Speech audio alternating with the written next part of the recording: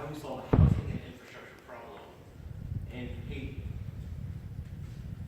well, first off, to address, we have to talk about why we need to solve this. This is a big problem. You see, after earthquake in 2010, most of the infrastructure and housing was completely demolished. And after Hurricane Matthew, the EPA reported that 80 to 90% of homes were damaged or destroyed in the hurricane. So right now, at this point in time, there's not a lot of housing or infrastructure to work off of. There's no building codes, no architectural design that goes into it either. So we have to come up with a solution that is already kind of pre-designed, already kind of built into these codes. As well as infrastructure. Most of the roads haven't been worked on since the U.S. occupation in the 30s. So roads right now are very, very, very poor. And after the earthquake and after Hurricane Matthew, it just got all the more worse. See, the reason we do this is because everyone deserves a place to call home. So how we're going to face the problem of completely demolished housing and infrastructure is our elevated geodesical housing, ground housing, and pressure dispersing landscaping around roads.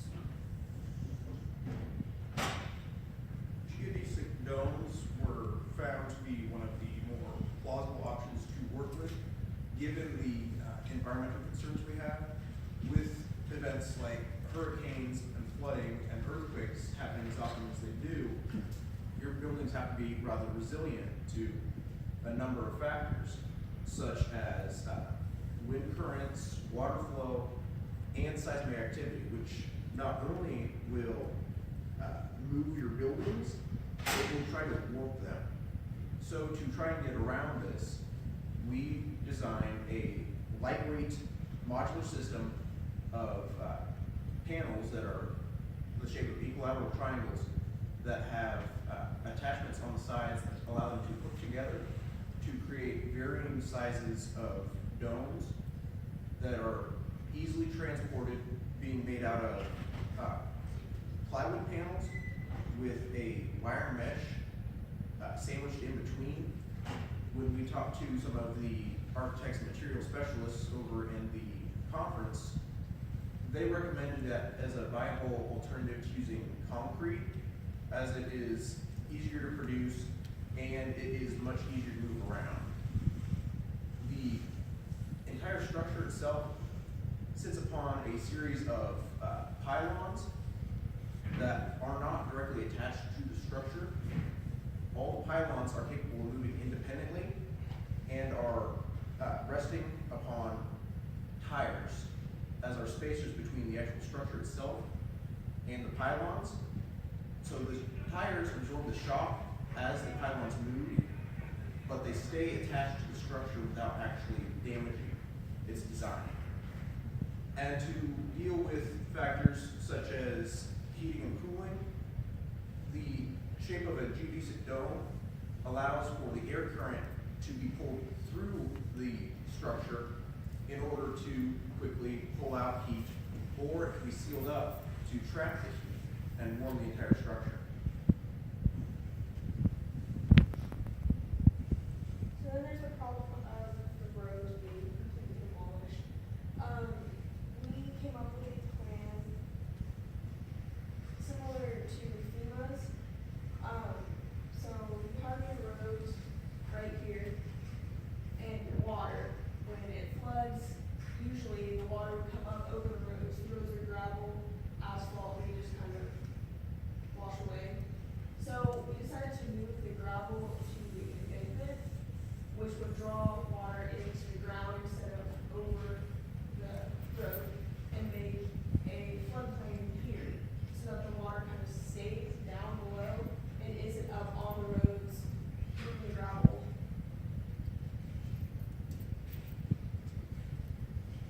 So to go back to the question, there's a lot of funding that has to go into this. See, the idea behind this isn't perfect.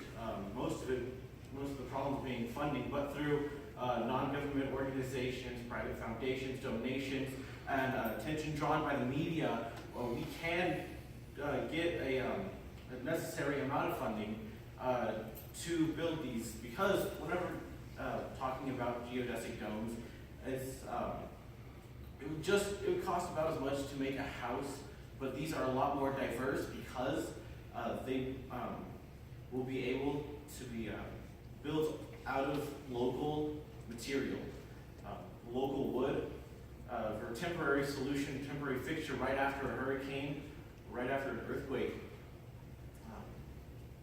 And with the integration of the pylons as a more permanent fixture, you can add on to it later to make it a permanent house that can solve long-term housing problems, as well as creating a dispersal of population, because it won't be swept away by just any storm. You see, everyone deserves a house that's safe. Everyone deserves a home. Thank you.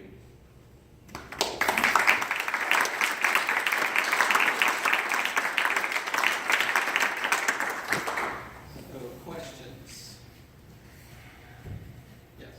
In your building processes with putting all the panels together in the geodesic domes, did you look at processes for sealing them up to keep moisture out, or? Yeah, we were looking at going back afterwards with different kinds of materials. There's a lot of them you'll see around that are easy to transport. Popular one you see on TV all the time is Flex Seal. They're not really that expensive or hard to get, and you can easily get them where you need them to be. The suspension, or the part of the structure is made of the tires. Yeah. Is that for protection during an earthquake? And how does that make it? Offers a little bit more leeway, makes it able to be shook without actually collapsing. Rather than attaching the frame directly onto the pylons, those tires act as a spacer. So when that seismic activity moves those pylons, the tires will absorb the shock of them without having the building get warped or moved by it. And then is the dome secured down so that it will also resist winds? Yeah, yeah, it's mounted on there. It's just not attached in a way that prevents it from shifting. Yes. Have you considered how different this dwelling is from where Haitians live today? It is quite different than the more structured buildings they have, but many of them right now live in lean-tos or shacks, which are very, very crude structures that typically use some of the same mechanics in their support, but lack the strength to withhold against some of these disasters. Yes. Just go like with the Haitian culture, like the other languages. Well, you see, after any storm, I do believe that they would accept any major help through these donated housing. Yes? Have you considered schools or hospitals? Yes, these are actually, these can be varied greatly. There's a lot of kind of freedom whenever building geodesic domes, because they can be adjusted to almost any size.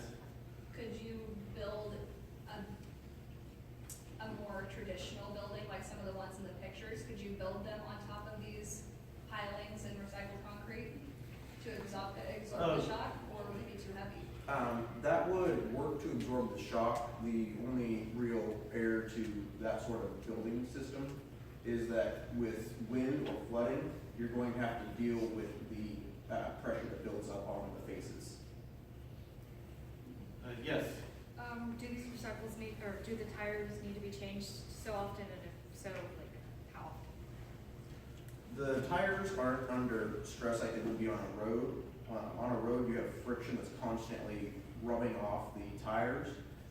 When they're sitting here, it's more like if you were to have your suspension in your car. It doesn't really get worn down by friction. Eventually, the materials will fail because of the duration they've been in the environment, like most things will, but they will last plenty long. If you look at a scrapyard, you'll see tires that have been there for decades untouched. We'll have to limit to one more question. Yes, sir? Did you determine how much this would cost?